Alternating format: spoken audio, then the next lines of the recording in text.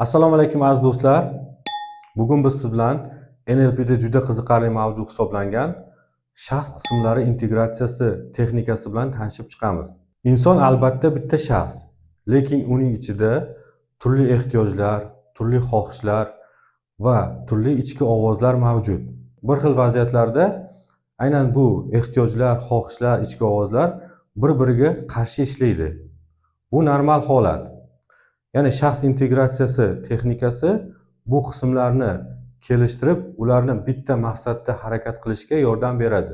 Yana ham oddiy qilib agar tushuntiradigan bo'lsak, tasavvur qiling, ertalab ishga borish kerak. Bitta qism shunaqa aytadi, ikkinchi qism esa hali yotib uxla, dam ol deydi. Mana shunaqa vaziyatlarda, ya'ni ichki konflikt vaqtida shaxs integratsiyasi texnikasi insonga yordam beradi. Texnikamiz bilan bugun amaliy tanishib chiqamiz. Bu texnikani biz agar boshqa insonga qo'llaydigan bo'lsak, biz o'sha insonni transga olib kirishni bilishimiz kerak bo'ladi. Ya'ni bu texnika gipnotik texnika hisoblanadi. Xo'p, keling endi texnikamiz bilan yaqindan tanishib chiqamiz. Texnikamizning birinchi bosqichi qarama-qarshilikni aniqlab olamiz. Misol uchun bir tomondan dam olgim kelyapti, ikkinchi tomondan esa ish qilishim kerak. Mana qarama-qarshilikni aniqlab oldik. Endi bunaqa qarama-qarshilik har bir insonda har qanaqa bo'lishi mumkin. Texnikamizning ikkinchi bosqichi qismlarni aniqlashtirib olamiz. Bu bosqichda biz nima qilamiz? Qo'llarimizni oldinga uzatamiz. Uzatgandan keyin deylik, o'ng qo'limiz qulaylikni xohlovchi qism. Ana endi buni obrazi qanaqa bo'ladi? Obraz har xil insonda har xil bo'ladi. Misol uchun bizning obrazimiz kulrang shar.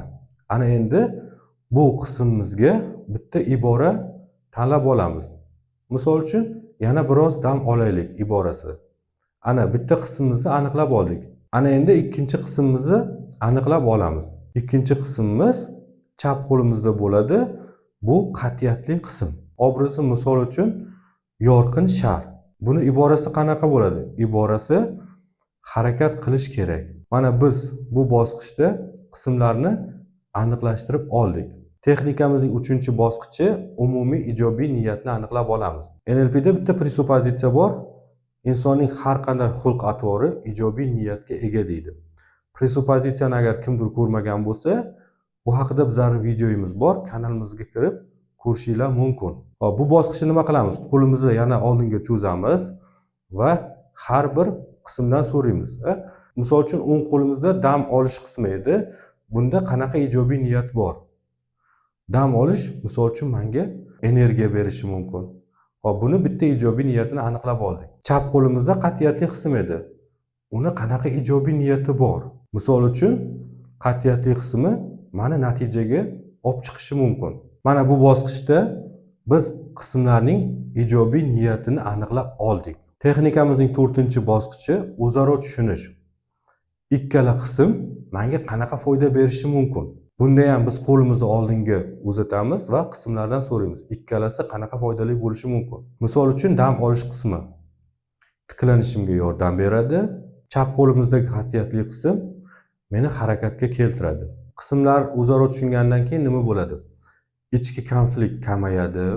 Qismlarning integratsiya bo'lishi osonlashadi. Chunki qismlar bir-biriga qarshi emas, aksincha bir-birini to'ldiradi. Texnikamizning 5-bosqichi bu integratsiya. Qo'limizni oldinga uzatamiz. Uzatgandan keyin qismlarga qarab aytamiz. Kelinglar, birgalikda harakat qilamiz. Bu so'zni aytgandan keyin sekin qo'llarimizni, kaftlarimizni sekin olib kelamiz va birga integratsiya qilamiz. Integratsiya qilgandan keyin 1-2 daqiqa shu holatda turadi. Texnikamizning 6-bosqichi bu yangi holat. Buni yangi qism desak ham bo'ladi. Integratsiya bo'lgandan keyin bizlarda qanaqa yangi holat bo'ldi? Bu bo'lishi mumkin muvozanat yoki ongli harakat qismi paydo bo'lgan bo'lishi mumkin. Texnikamizning 7-bosqichi ekologik tekshiruv. Ekologik tekshiruv deganda biz qismlarni integratsiya qildik va bizlarda yangi qism, yangi holat yuzaga keldi. Ana endi o'sha yangi holatga bizlardagi boshqa qismlar qarshilik qilmayaptimi? Agar bu yangi qismga qarshi qism mavjud bo'lsa, texnikamizni boshidan qaytarib chiqamiz. Agar yangi qismga qarshi qismlar mavjud bo'lmasa, biz 8-bosqichga o'tamiz. Texnikamizning 8-bosqichi kelajakka moslash. Bizlarni ilgari qiyin vaziyatga solgan 3 ta holatni tasavvur qilib ko'ramiz. Tasavvur qilgandan keyin agar o'sha 3 ta holat bizlarda qiyinchilik tug'dirmasa, demak texnikamiz bizlarga yordam berdi. Shaxs qismlari integratsiyasi texnikasining bosqichlari shulardan iborat. Agar video foydali bo'lsa, like bosing va kanalimizga obuna bo'ling. Kommentda o'z fikrlaringizni qoldiring. Eng muhimi, bu texnikani o'zingiz ham sinab ko'ring. Chunki NLP bu amaliyot. Biz agar NLP ni amaliyotda sinab ko'rsak, NLP bizga keyin yordam beradi. Ma'lumotlarimiz shulardan iborat. Xayr, sog' salomat bo'ling.